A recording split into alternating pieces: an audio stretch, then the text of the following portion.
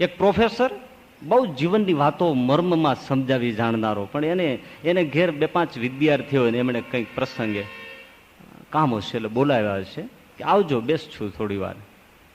એટલે 4-5 વિદ્યાર્થીઓ એને પ્રેમ ભાવ ખરો ઘણો, એને ઘેર જઈ અને આવ્યા, બેઠા એટલે તરત જ પ્રોફેસરે સરસ મજાનું સ્વાગત માટે લીંબુનું શરબત એમને 1-1 ગ્લાસ પીવડાવ્યું. પછી સેજે ભાઈ એ જે ટેબલ હોય એના ઉપર મુખવાસની ડીશ પડી હોય એટલે સેજે એ મુખવાસની ડીશ ખુલ્લી કરી મુખવાસ ધર્યો અને પછી વાતોય વળી ગયા.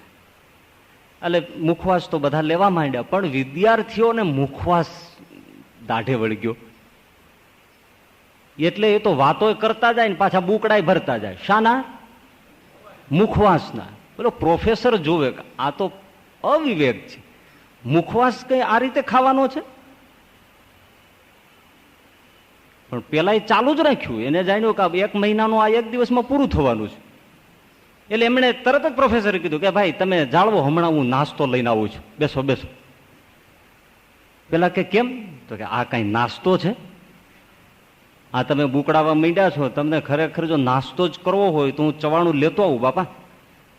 અને વિદ્યાર્થીઓ એકબીજાની સામે મોઢું જોવા માંડ્યા અને સમજી ગયા. પ્રોફેસરે કીધું ભાઈ આ વિવેક છે, કોઈને ત્યાં આમ ઉતરી ન પડાય, આ જીવનનું શિક્ષણ છે. જે વસ્તુ જે રીતે લેવાય મુકાય એનો વિવેક છે, બોલવાનો વિવેક છે, વડીલો સાથે વર્તવાનો વિવેક છે. કુટુંબમાં 5 જણા બેઠા હોય ને એક વડીલ હોય અને કદાચ કંઈ બોલતા બોલતા કોઈ માહિતી અવળી સવળી બોલી નાખે, પણ એની વચ્ચે વિવેકશીલ માણસ હોય, એનો દીકરો હોય તો બોલે નહીં બાપુજી તમે આટલું બોલ્યા. કદાચ એમ કોઈ બોલી નાખે ગિરનારમાં સફરજનની બહુ ખેતી સરસ થાય છે, હવે આપણને ખબર હોય ગિરનારમાં નથી થતી, એ કાશ્મીરમાં થાય, પણ છતાંય બસ વાત પતી ગઈ, ન બોલાય, કોઈ ફાયદો નથી. વિવેક છે. પોતાનો પિતા પુત્રને કદાચ 2-5 વેણ કોઈની હાજરીમાં કહી દે, ખરેખર વિવેકશીલ બાળક હોય એટાણે નહીં બોલે તો એ બાળક પુત્ર એનું સ્થાન બહુ મોટું છે. એટલે બોલવાનો પણ વિવેક છે.